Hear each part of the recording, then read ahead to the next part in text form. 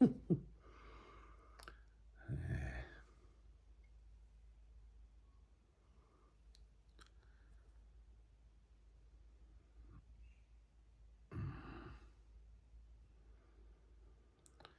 point of mind training is to prepare you for revelation, where without the training, your mind would be fried. It was Ramana Maharshi that said, enlightenment is like trying to fit an elephant into a matchbox. And you may wonder, how on earth would that even be possible? But without a miracle, certainly it's not possible. So the mind training is learning to become miracle-minded.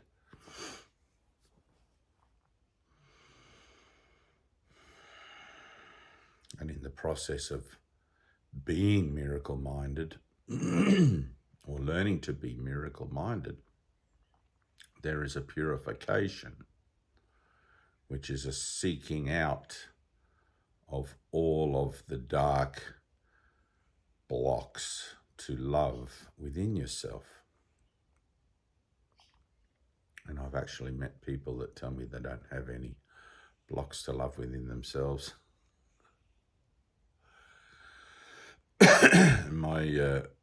My silent answer to that, of course, is, or response to that, of course, is that probably none that you're aware of.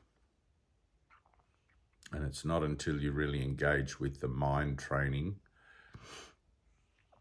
of A Course in Miracles that you suddenly become aware that the nature of spiritual discipline goes much deeper than the surface level, where the impressions of oneself can be quite superficial.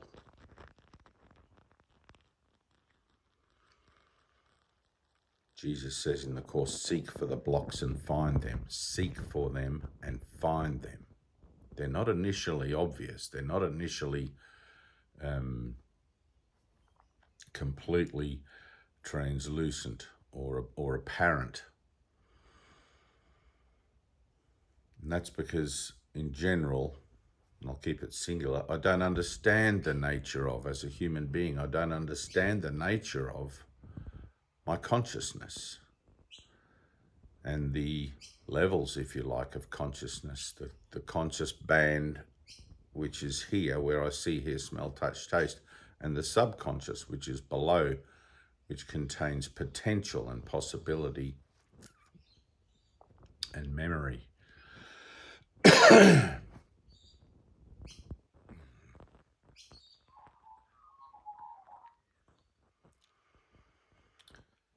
So the Course has to be overlearned to be learned. And I had somebody tell me today in one of the comments on my Facebook page, which is Dave Phare, Phare, Dave, D-A-V-E.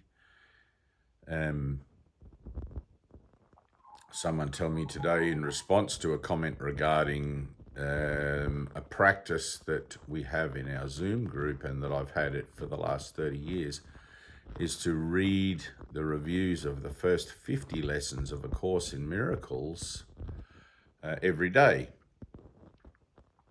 as part of that overlearning to learn. The comment was something along the lines of, oh, that sounds very wordy and very laborious, or something like that anyway. And then the spin-off from it was, I think it's better to just find peace any way you can. Which to me shows a clear lack of understanding of the nature of peace as being a completely participative and collaborative discipline in the world. It's not something that any way you can.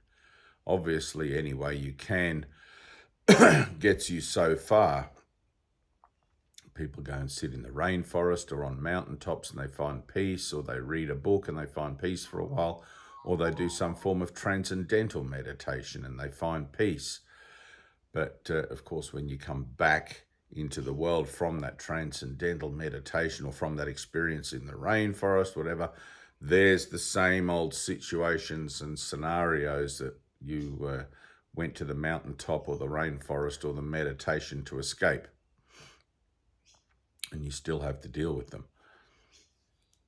Transformation or purification, on the other hand, is a process. It's an ongoing process of taking responsibility for and accepting atonement, accepting oneness in the situation where those catalysts for disturbing your peace and giving you the opportunity to find peace show up. And that's ongoing, and you end up pursuing the nature of your purification at a deeper and deeper level. You seek for the blocks and you find them. You become somebody who is not just looking for peace, but who is actively, and you can't really look for peace in a certain sense because that is your natural state. It is within you. But you become someone who is looking for the blocks and the obstacles and the defense mechanisms that keep you from being peaceful in all situations in your life. And I have a good one at the moment, teaching my daughter to drive a car. And that has its moments, but there's a I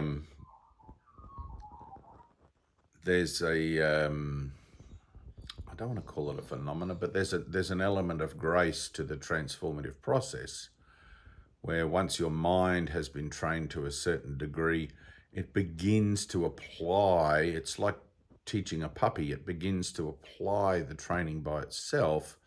So as I'm driving around in the passenger seat, quite happily until we hit a gutter or something like that, but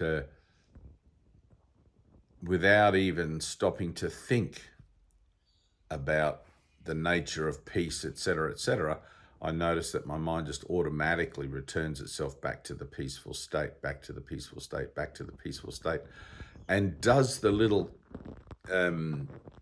catalytic conversion automatically. So that which disturbed it is instantly flipped around in the moment to be grateful for it as an opportunity to find deeper, further, and more lasting and masterful peace. Everything's always win-win in transformation. Everything's always working for the program, which is good. So the nature of mind training as far as accepting atonement for myself goes, and I'm making this video specifically again because there is a necessity to repeat the lessons again and again and again and again until they are learned. They have to be overlearned to be learned. And so making this video, I'm going to be talking about the mirror, how to use the mirror, how to use your reflections in life in order to bring about an actual shift in consciousness instead of just a lot of rhetoric. And I'll teach you, I'll explain how to apply the principle of forgiveness so that it actually works for you and in you, because it is for you and it does actually work within you.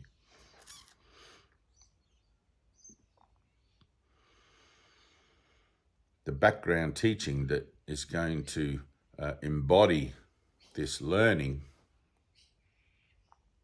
is purely spiritual, universal. There's no religion in it whatsoever. You'll find the core principles of life, the universe, and everything in Buddhism, in Hinduism, in Christianity, in Judaism, etc. Zoroastrianism, if there's even any Zoroastrians left in the world.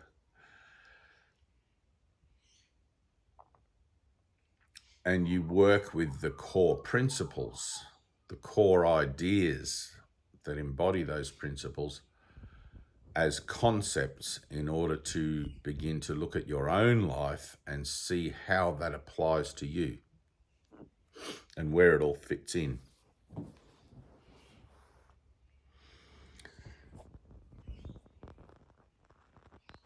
So, to tell a little story, the story of the travel agent, and this is always, well, it has been for many years, not always, but has been for many years, a story I tell, which is very simple, a very simple story to try and make sense of the nature of our lives on earth, why we're here, what it's all about, etc. So I tell the story of the travel agent, where in eternity, God comes to you as a divine being, part of his creation that he created. And I know that for many of you who have a fairly advanced understanding of things, you'll be thinking to yourselves, well, how is there God and then separate from the creation that comes to you and whatever? If you're beyond that already, then that's great. This is for beginners. So God comes to you and says, you are my child and I love you unconditionally. I did not create you to be a slave in eternity, creating as I create, extending love as I extend love. Here's free will. And God holds out to you this idea of free will. All you've ever known in eternity is the nature of unconditional love. All you've ever known is perfect peace and just the unbroken sanctity and sacredness of a singular state of being, which we'll call love, or I am. And so you say to God, and remember, this is just a story. I don't have an actual way to truly navigate what happened, but so you say to God, what is free will? What do you mean? And by free will. And God says, look, I can't explain it to you. You have to experience it for yourself. If you want to stay here and create as I can create, you can. Otherwise, you can go down there to the travel agent. Right? This is a story about the travel agent. You can go down to the travel agent and just explain to the travel agent that I've given you free will, and they'll direct you from there. And so off you go with your little sphere of free will. Orb, your orb of free will. People like to call things orbs these days. Spheres is my go-to. But you go down to the travel agent and you see the being behind the desk and you say, look, I just bumped into God and God gave me free will. What do I even do with free will? And the travel agent says, oh, that's fantastic, a customer. So he points you to the brochures. He says, look, go over there to the brochures on that wall and have a look at all those brochures and see if there's anything that's appealing or anything interesting that you think you might like.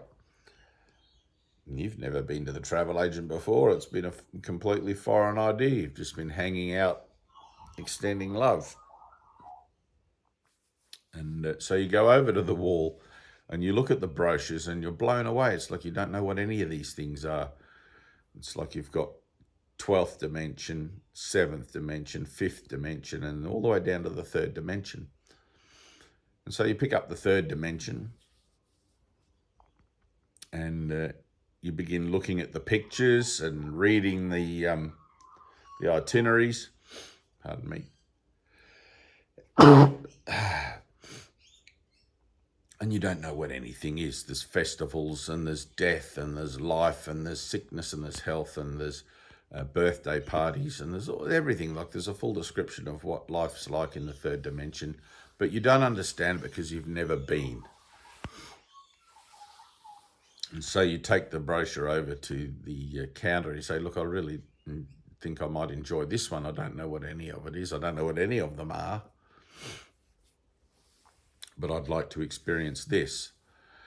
And so the travel agent puts you into a travel pod and you begin the journey of your soul in a virtual nature. You travel down through the idea of being separate from God. You travel in your dream in the pod, in your imagination, in your mind, in the pod, through all the different dimensions, coming down to the 3rd dimension, and then you find yourself here, and now you're watching this video.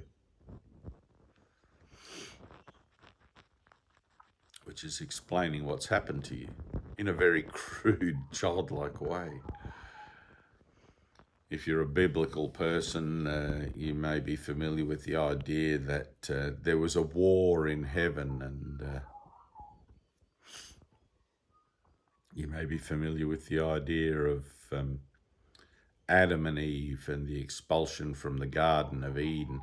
There's all sorts of different ways that you could describe how it is that you seem to find yourself separate from God, separate from all things, separate from eternity, separate from this cushion.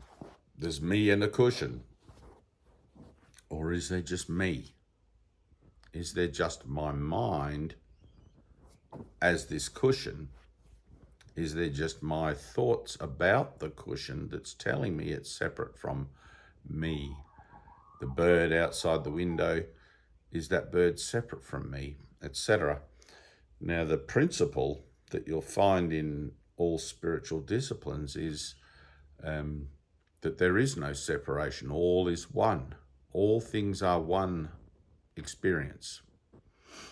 No matter where I go, finger on my nose, no matter where I go, what I do, it's just me going there and me doing it. Everywhere I go, it's the one thing. It's me. It's my thoughts that tell me where I am and what I think is going on. It seems to be out there and not happening here. Now, it's impossible, literally impossible, to reconcile that in your own mind without an experience of knowing that you are one with all things, which is what enlightenment is. It's an experience. It's not a concept. It's not a bunch of words. It's not a bunch of theories or ideas that seem too lofty to attain. It's an experience. The experience can occur immediately if that's what you want. However, and that would be quite devastating. But however, for the majority of people on Earth, let's say, or people in the pod dreaming of being on Earth, it's like the Matrix. For the majority of people, Jesus says in the Course, there's a slowly evolving training program. Your mind has to be made ready for revelation. If the truth were to be shown to you right now, you would not be able to span the difference, span the gap in what seems to be and what actually is in your consciousness. And it's like overloading a circuit. You would end up in the nut house running around just saying, hey, I've seen God, I've seen God, I've seen God. Woohoo, woohoo. There's no world. It's all an illusion. I'm just dreaming. And you wouldn't actually engage with the process of awakening. Having the experience of illumination is one thing, but the mind has to be purified. It has to be returned to God as it was given without judgment. The nature of the third dimensional reality rests upon judgment. Perception rests upon judgment as an individual participative experience that verifies separation to the mind that doesn't know where it is, why it's here, what the meaning of life is, etc. And it's not that you don't know, it's that you've forgotten. It's still in your mind somewhere, but you have to uncover it. And to do that, you have to remove the blocks to peace, the blocks to love's awareness within yourself, and begin through learning to be miracle-minded, begin to have holy instants, like that, where your lower mind, let's say, begins to recommunicate or reconnect with your higher mind through what we call opening the mind, an opening of the mind, an opening of the crown. I don't want to call it a chakra because that's not entirely correct. It's not accurate, but through an opening of the, and the top of my head's going crazy right now, through an opening of consciousness, symbolized through an idea of this whole crown opening, Everything in the world is symbols, is in symbolic form. There is no actual head. There is no actual opening of the crown. It certainly feels that way and appears that way. And there is much phenomena that can be witnessed upon the spiritual path in the physical domain. But in actual fact, everything is occurring in mind as an activity of Christ mind waking up, which is across the board the vibration of the human experience as it stands at the moment, simply because we are living in a period 2,000 years post the resurrection, which is actually here and now, because time is not sequential.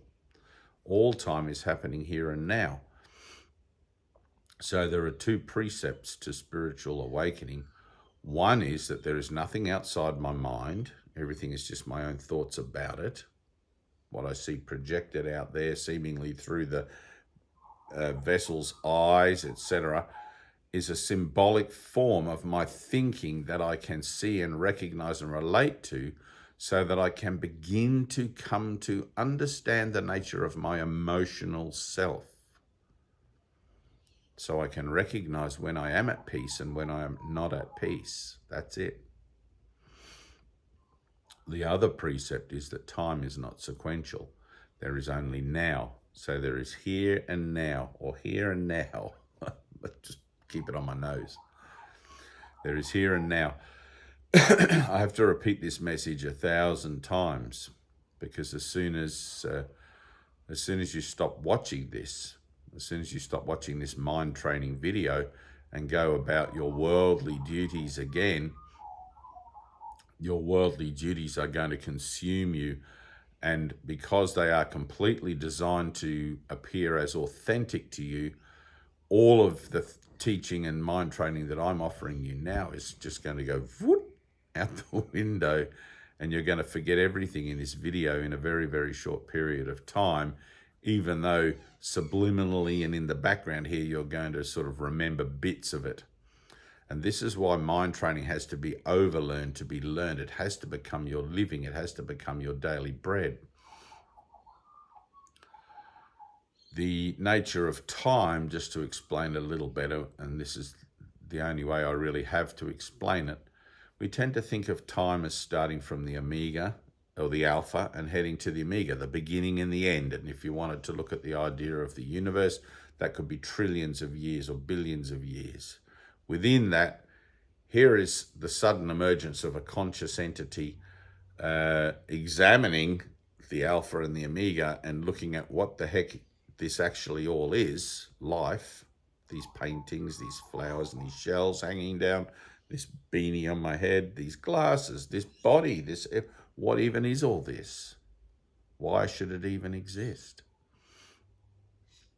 If we examine it on a linear scale from the alpha to the omega, that's going to take a long time. If I have to process the forgiveness and the purification of myself on a linear scale going from the alpha to the omega, that's going to take a long time, probably more time than is available.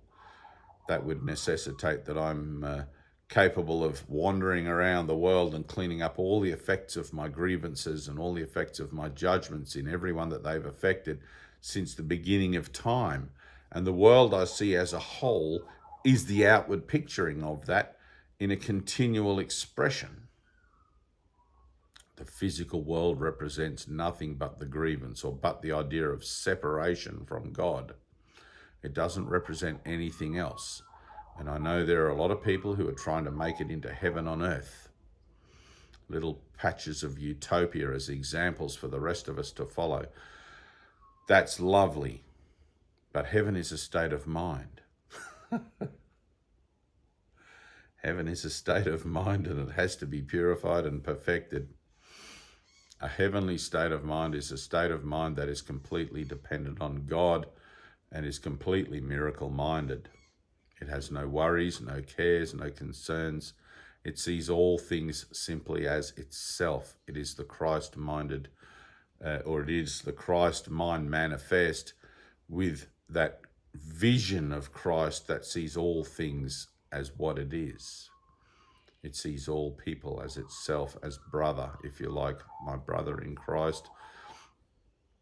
All living things are sacred and holy including the people and the situations and the events that, if you are a heaven on earth manifester, you would be trying to set an example for,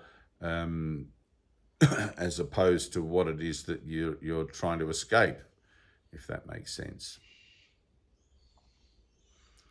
Christ's vision is altruistic. So in learning then to heal, not on a not through a linear sequence, but in an instantaneous vertical happening, we're turning the tunnel of time, the time tunnel. I remember there used to be a show on television when I was a child in the body called the time tunnel, and you could back and forth through time and experience historic things and try to fix things, and it's the idea of past life regression. And I'm not saying don't experiment with things, because you never know where you're going to find your blocks. But just remember that it's not in the actual past, it's occurring here and now. And your present discipline of mind, your present devotion to healing within yourself will bring the opportunities to you as something you can engage with and understand and witness to as they change the nature of their references to you in your own mind, going from something representing once separation to representing unity. So I like the idea of time then as a tunnel, Stone Age man, let's say, to futuristic man, and it seems to be thousands and thousands or millions of years. If we were to take that tunnel and turn it end to end and look down the tunnel, we would see all those individual happenings and occurrences throughout time all at once, in one single peephole, one single instant.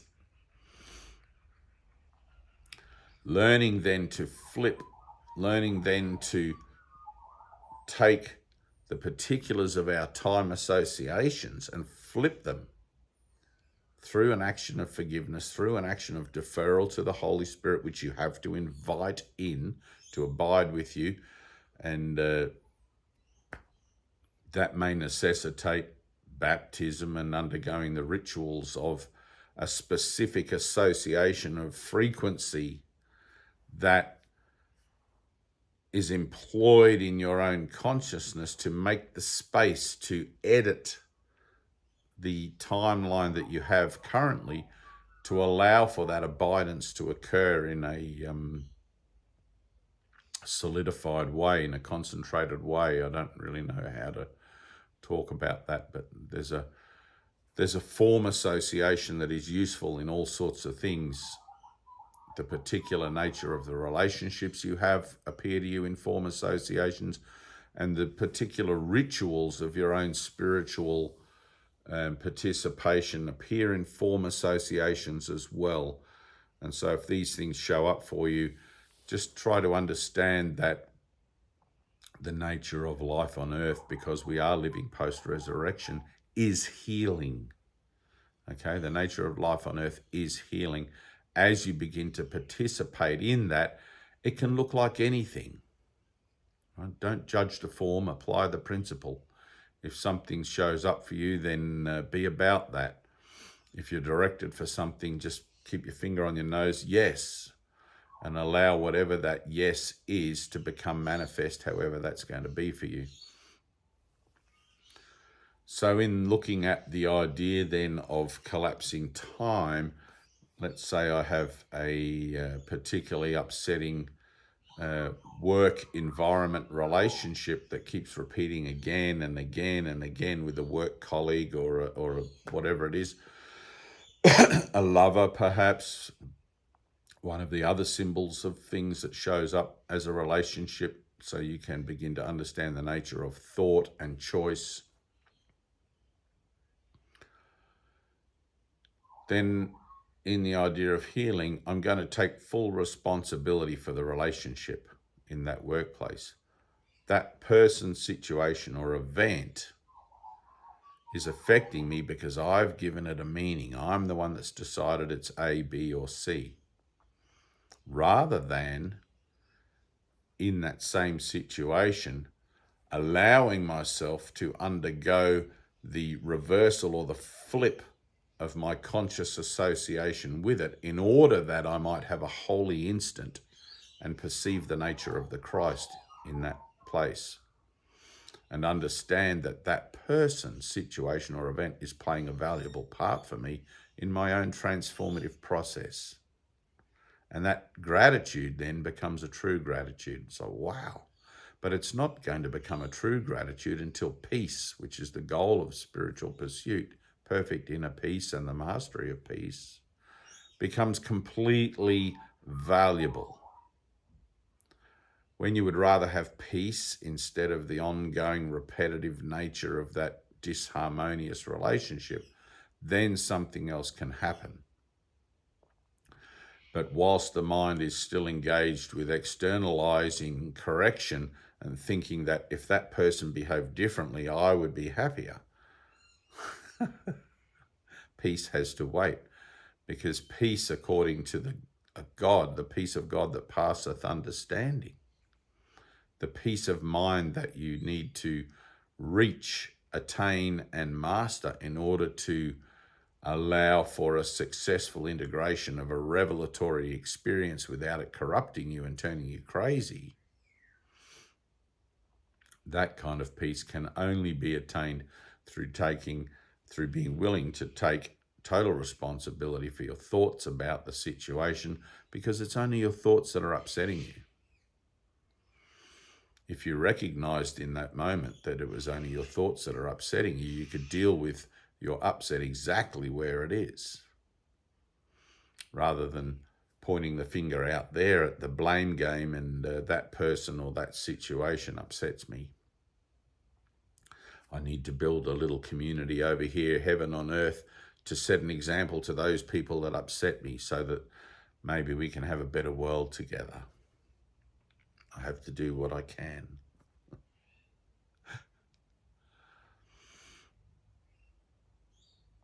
And I'm not saying don't do that, but do that on the right footing.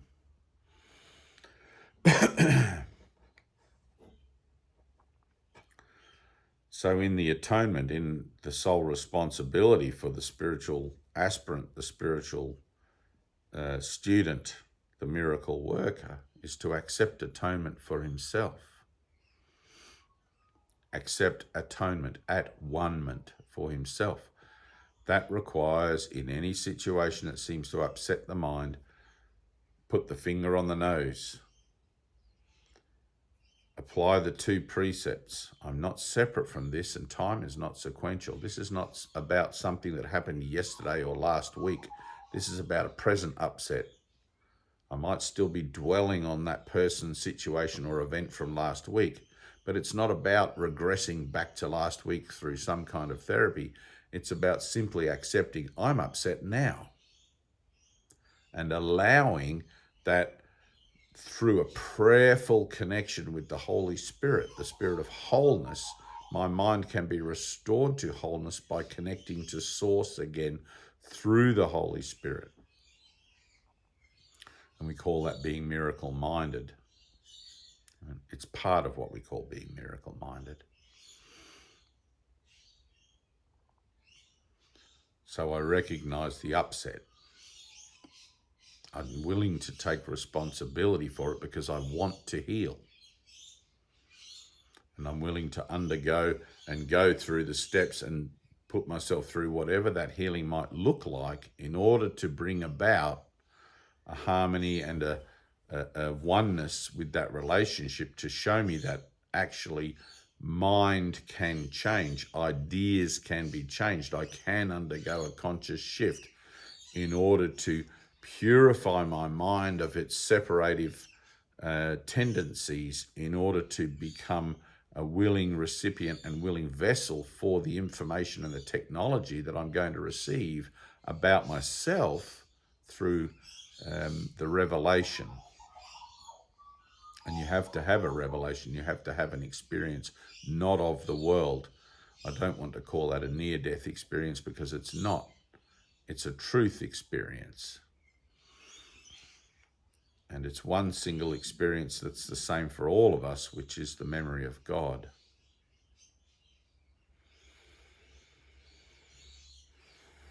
Direct union with God, direct memory of the truth of what I am.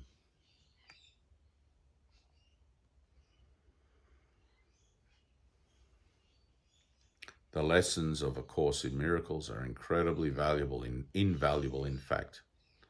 If you don't have a copy of the course, I highly recommend you go and buy yourself a copy, or look down in the comments in the details below this video, and Tina will have put there the links for the free PDF download of the course, so you can have it on your device. Also, if you're someone who prefers a physical book, there should be a link there to the Borderland Foundation or the Foundation for Inner Peace, and possibly several other places. I mean, you can Google it yourself, but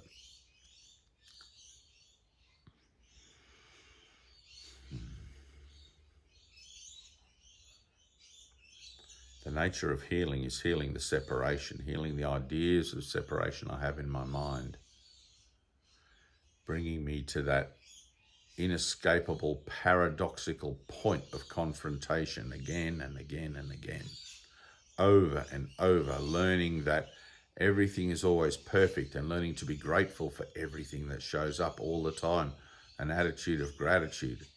You may not like the lesson that's being presented, the person, situation, or event. You may have been trying to avoid it many times, and all of a sudden, the pressure behind that damn wall is now so great that you fear it bursting should you take your finger out of the dike. But you're learning to become miracle-minded. You're learning to let go of fear by looking at fear directly and realizing it's just nothing more than an illusion. There is nothing to fear. God goes with you everywhere you go.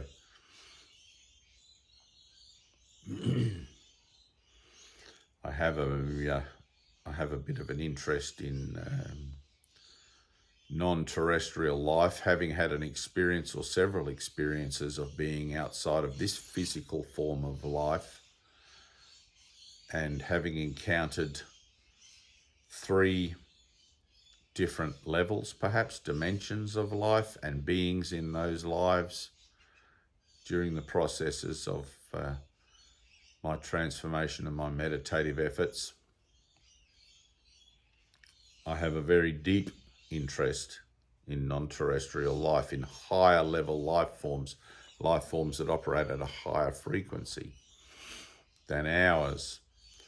Anyone who's aware of the infrared spectrum of light, for example, will be aware that the body's eyes can only see, I think it's 7 frequencies of light, which gives us the colors and the particular things that we're able to imagine outside of ourselves. And yet there are 12 harmonics to the vibratory field wherein our eyes could operate but don't. There's more going on out here that we could see but can't, because these eyes, these vessels, these mechanisms of perception are simply only designed to operate within a limited bandwidth of consciousness in order that we can undergo the transformative process and bring ourselves to a greater understanding of the nature of life. If you look through an infrared camera at night, you'll see all sorts of bugs and insects and things flying around that you can't actually see with your physical eyes. And that might seem, if you're hearing this for the first time, that might seem preposterous. But go and buy yourself an infrared camera and check it all out for yourself. You'll be pretty amazed. It's like you don't really know what to do with that information. Once you start to see the flying rods and the skyfish and whatever they're called, people are calling them all sorts of things, and other things on the infrared wavelength, things take a different turn and your mind is challenged. And you can, even with that simple experiment with a camera, an infrared camera, you can begin to then perhaps get a grasp or an understanding of how much more your mind will be challenged in an experience of true revelation, in an experience of direct union with God. It's a total challenge.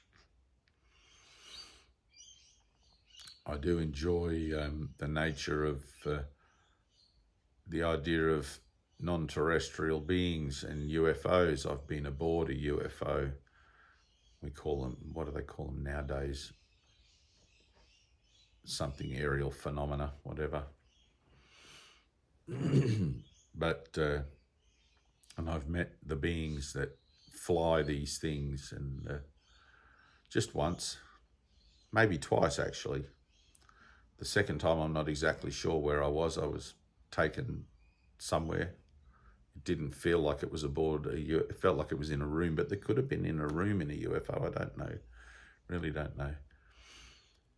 But I'm interested at the moment, I'm following quite closely the idea of mankind or humankind as a conscious association, raising up those of us who are participative in the idea of the spiritual awakening that mankind is involved in now, are more than aware of the nature of the harmonic as having raised up in the last 50 years to where we are at today, with this undercurrent of healing, which is really quite beautiful.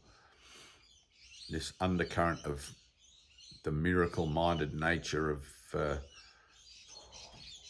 millions of participants around the world now. And as we begin to raise our vibration, as we begin to lift the vibration of humanity out of the Stone Age and into a more self-aware paradigm of life, so we can then also on the physical platform begin to become more familiar and associated with those life forms and associations that are currently unknown to us. If you want to call them aliens, that's fine, but they're not really aliens. They are still self.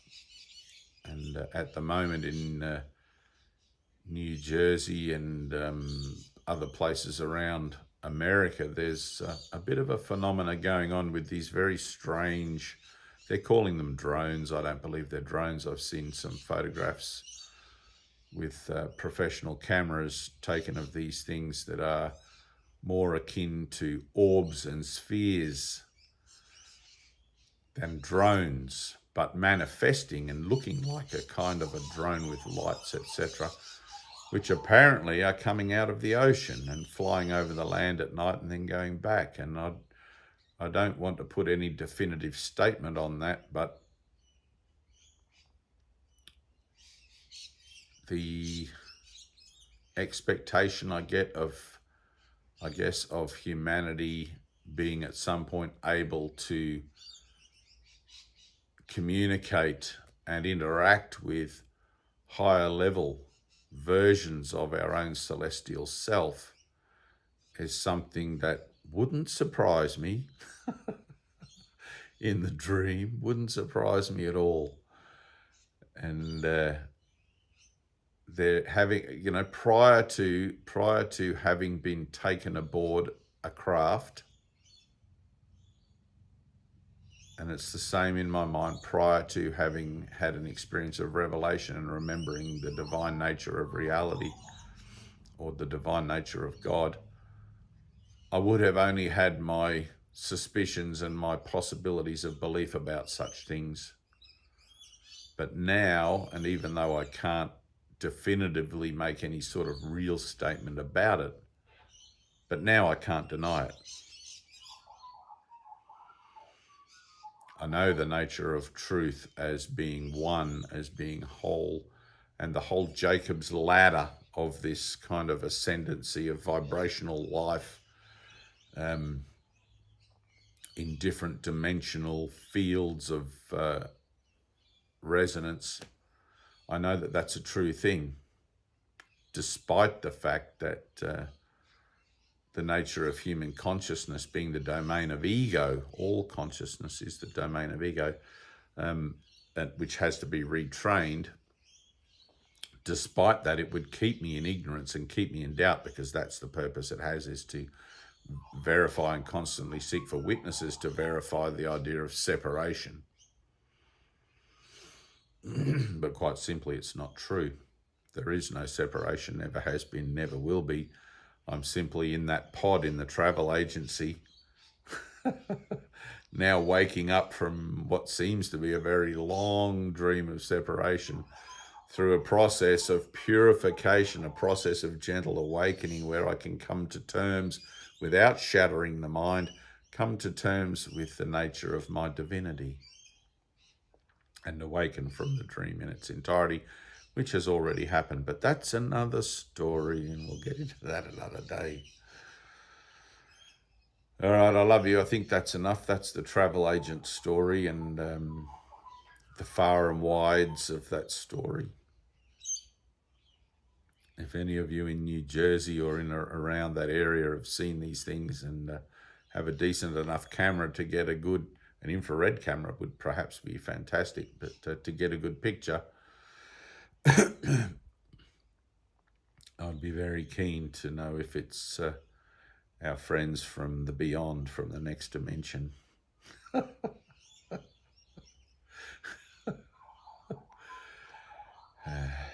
I'm not going to say it is, and I'm not going to say it isn't, but I wouldn't be surprised.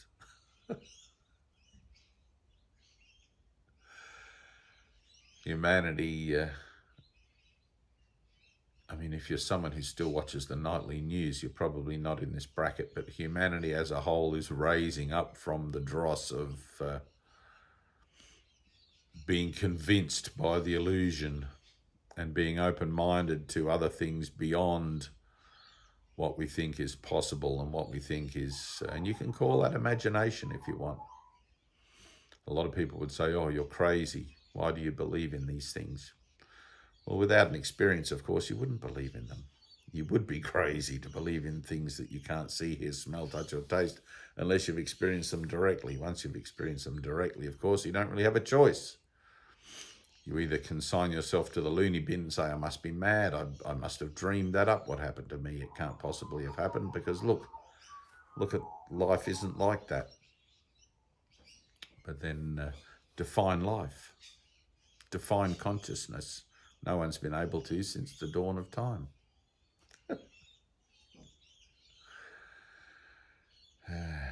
There's more to it than meets the eye, and when this eye opens, you'll begin to see what the more to it is. Peace.